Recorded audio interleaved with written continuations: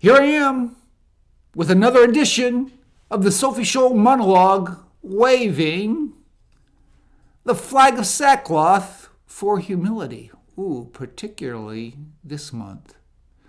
It's June. Is it Pride Month or should it be called Groomer Awareness Month? Think about those two descriptions of a month. Pride Month, I don't want anything to do with that. Or Groomer Awareness Month. Ooh, we should be aware of what is happening regarding children being groomed by pride. Is there a middle ground between the two? I have a hard time thinking so. Just think about what Michael Moore did recently. You know, the leftist activist. He came out with a new pledge.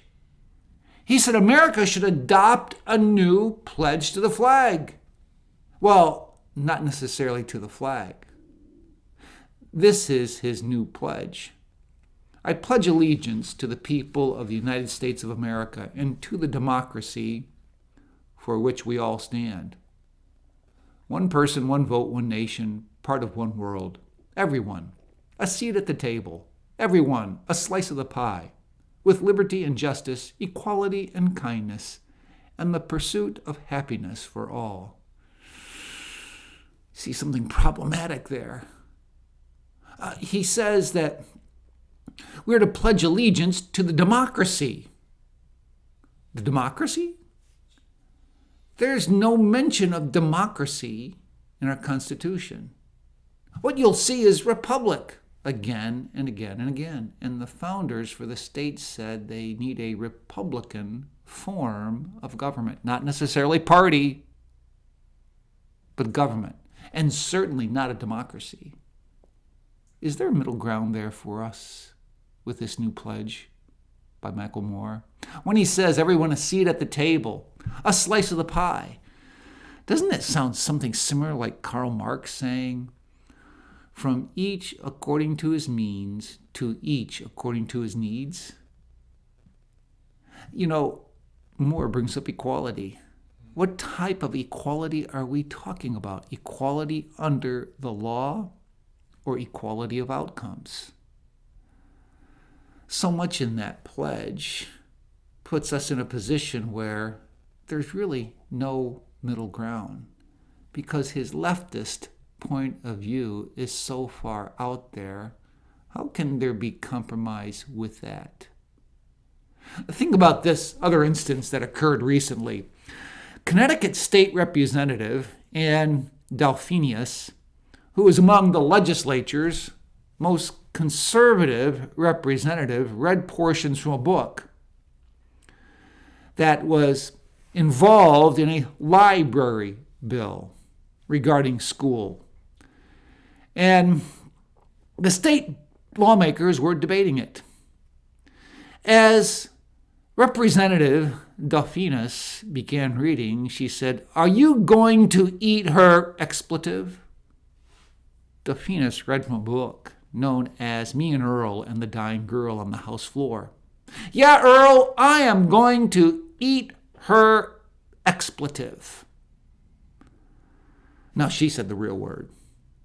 But the deputy House Speaker, who was overseeing the debate, immediately banged the gavel and temporarily stopped Delphinus from speaking.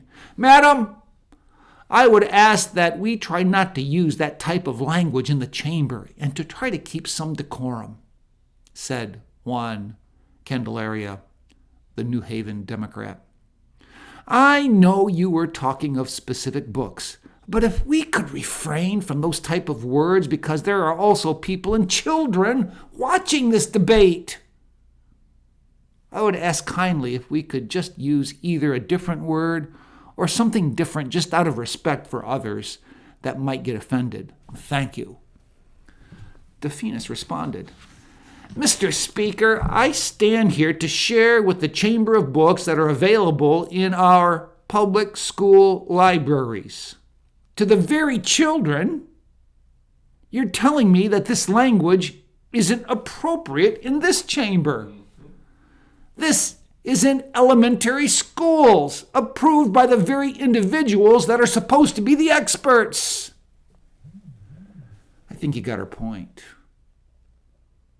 Is there middle ground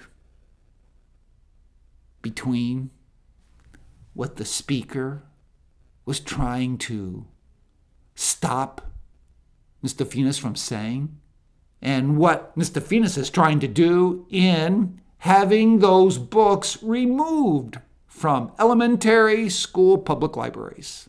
And by the way, it's not about banning books. It's about taxpayers funding these books for these libraries. It's about keeping certain books out of eyesight from children that need not to be exposed to this kind of language in school libraries. I don't think there's middle ground here. Think about this situation, too. When at a California high school state track meet, Clara Adams was disqualified after winning the 400 meters and also expelled from running the 200 meters. She was DQ'd for unsportsmanlike conduct after she won the 400 meters and on the infield of the track, away from the other competitors, sprayed her track spikes with a fire extinguisher.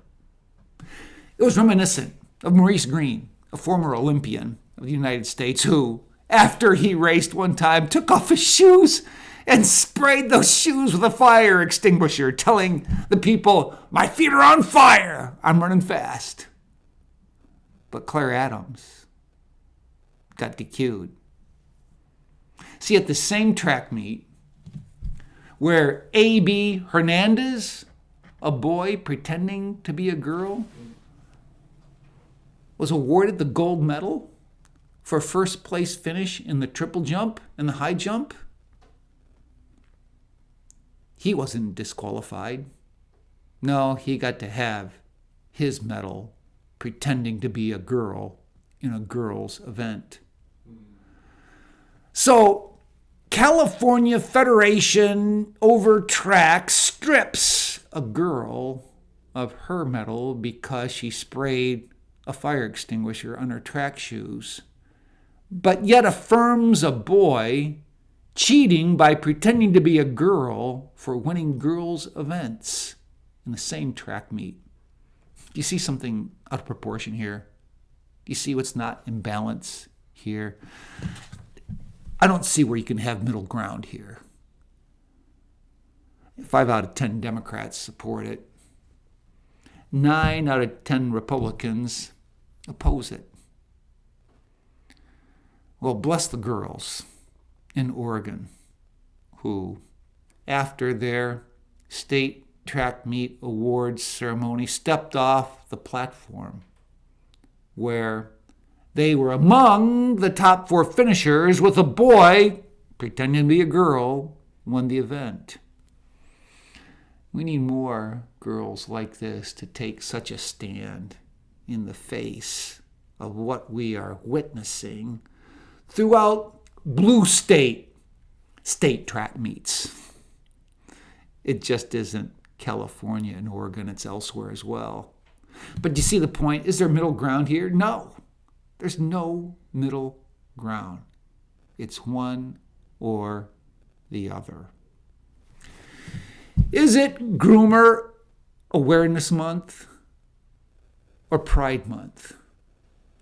I really think it's Groomer Awareness Month, where the young, the youth, are being exposed and indoctrinated with things that remove them from common sense, and especially the order of creation that we find in God's Word, beginning with Genesis.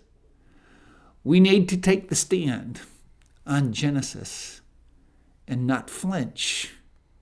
We need to go where the Bible leads us and have a backbone in the midst of a culture that goes off in directions where there really is no middle ground.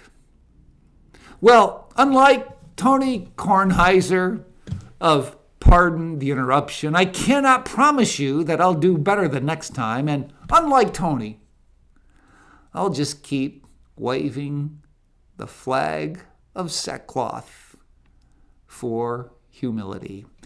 As a follower of Jesus, I need Jesus.